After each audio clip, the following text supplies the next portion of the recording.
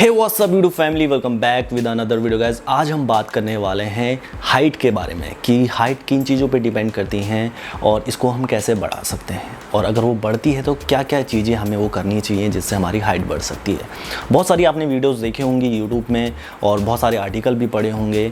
सो क्या वो चीज़ें हैं जिससे हम हाइट बढ़ा सकते हैं, और क्या हमारी हाइट आफ्टर 20 आफ्टर 25 बढ़ सकती है? ये भी बहुत सारी मिथ है। क्या लटकने से हमारी हाइट बढ़ जाती है, और क्या स्ट्रेचिंग करने से हमारी हाइट बढ़ जाती है? ऐसे बहुत सारे मिथ हैं, बहुत सारे आपके माइंड में क्वेश्चन होंगे, और शायद आप अपनी हाइट की प्रॉब्लम से भी सफ़र कर रहे होंगे। Before start this video make sure आप मेरे चैनल को सब्सक्राइब कर लें और वो बेल आइकन दबाना ना भूलें।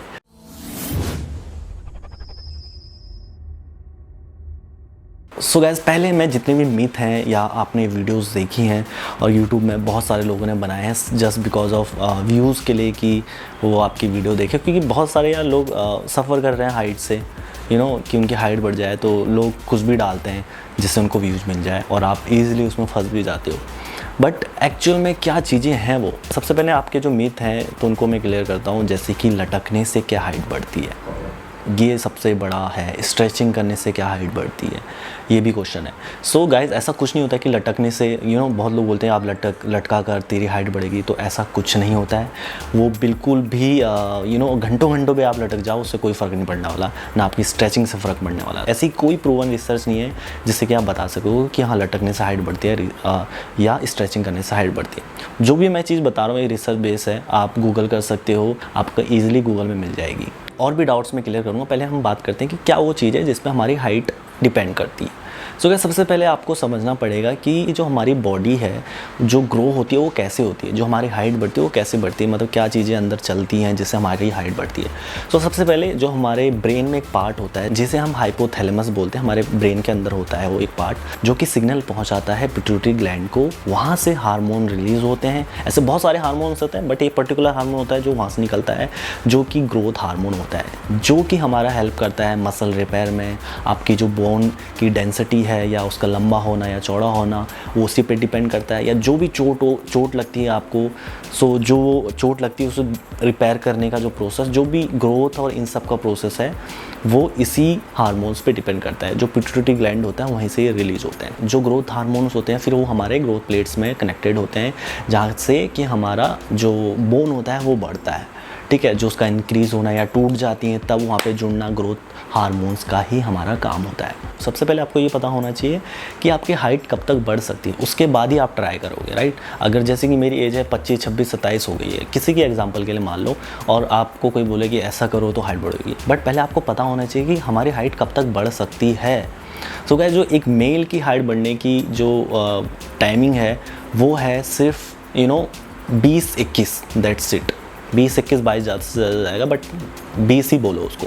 सो ये पूरा प्रूवन हो चुका है, रिसर्च हो चुकी है कि किसी इंसान की हाइट कब तक बढ़ती है। तो उसका मेल का है 20 से 21, वहीं पे लड़कियों का है 13 से लेकर 17 तक, 18 तक। वैसे ही लड़कों का 15 से 20, 21 तक।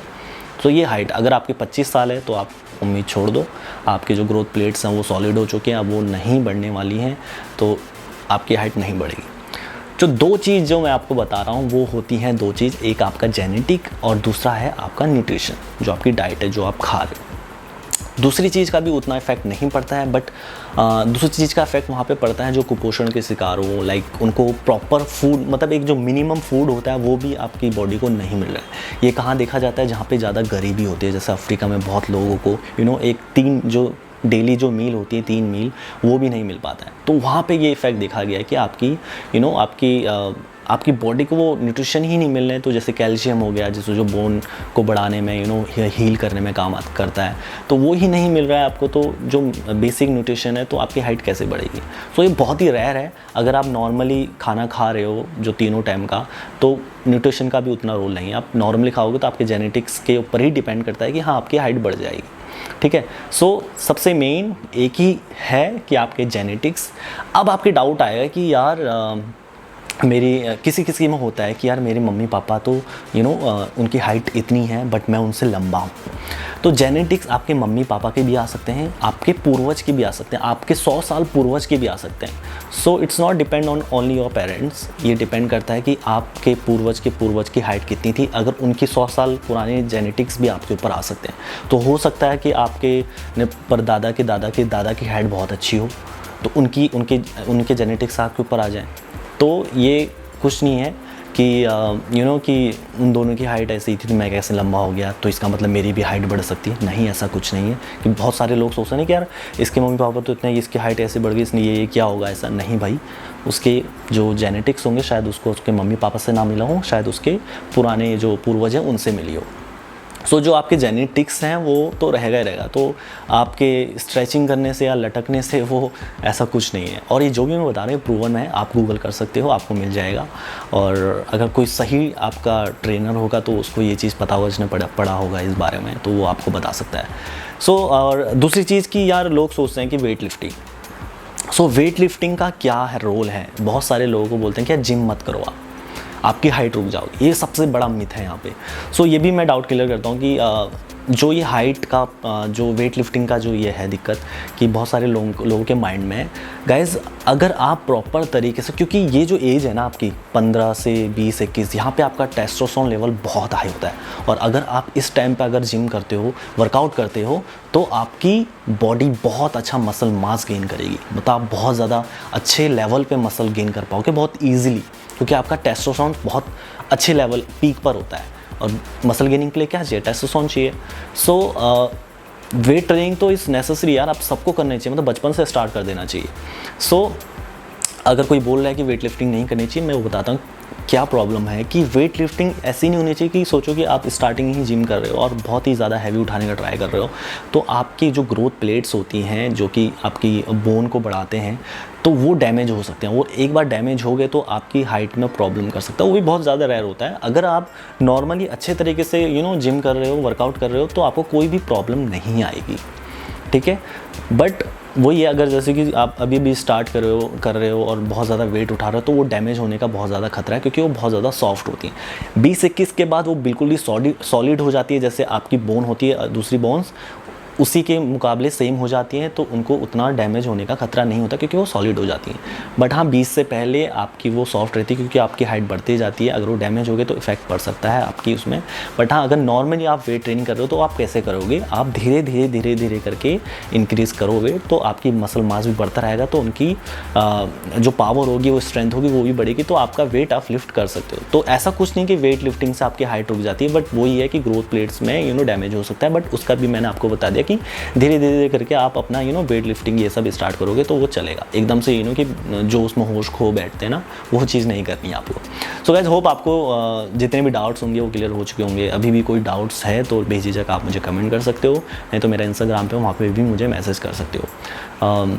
एंड जो भी मैं रिसर्च बेस पे बता रहा हूँ, अगर कोई भी अभी भी डाउट है तो मैं नीचे में लिंक दे दूँगा, जो भी रिसर्च हो रखी है हाइट के बारे में, तो आप वो भी पढ़ सकते हो, तो आपको अच्छे से बिलीव हो जाएगा।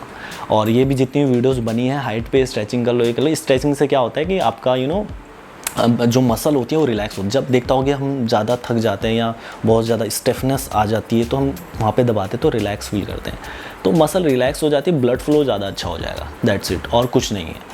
और एक डाउट और होता है कि यार बहुत सारे लोग जैसे खली की हाइट बहुत ज़्यादा अच्छी है, वो कैसे हो गई? और बहुत सारे ऐसे लोगों की हाइट है बहुत ज़्यादा अच्छी है, क्योंकि वहाँ पे आपका पिट्यूटरी ग्लैंड होता है वो सही से काम नहीं करता है। जैसे खली की अगर हाइट आप देखोगे तो उसमें कुछ डिजीज़ है, कुछ प्रॉब्लम है, जिस वजह से देखो, अगर पिट्यूटरी ग्लैंड अगर सही तरीके से हार्मोन्स नहीं छोड़ेगा और अनबैलेंस हो जाएगा, तो आप में कोई ना कोई प्रॉब्लम आ जाएगा। जैसे खली को बोलने में प्रॉब्लम है, चलने में प्रॉब्लम है।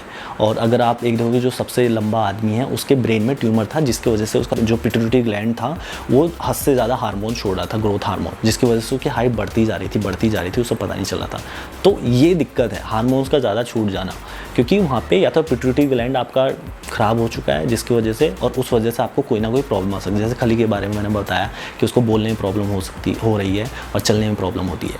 और ऐसी जो दुनिया का सबसे लंबा आदमी है, उसके भी क्या ब्रेन में ट्यूमर था, और जिसकी वजह से जो उसका पिट्यूटरी ग्लैंड था उसमें वो बार बार टच हो रहा था, जिसकी वजह से वो हार्मोन छोड़ रहा था, जिस वजह से उसकी हाइट बढ़ती गई। सो होप मैंने इसमें सब कुछ जितना हो सकता है मैंने टच किया होगा। So that's it. होप आपको ये वीडियो पसंद आएगी। कोई भी डाउट हो मैसेज कर सकते हो, इंस्टाग्राम में मुझे फॉलो करें और वहाँ पे मुझे मैसेज करके कोई भी क्वेश्चन पूछ सकते हो। सो बाय बाय, टेक केयर।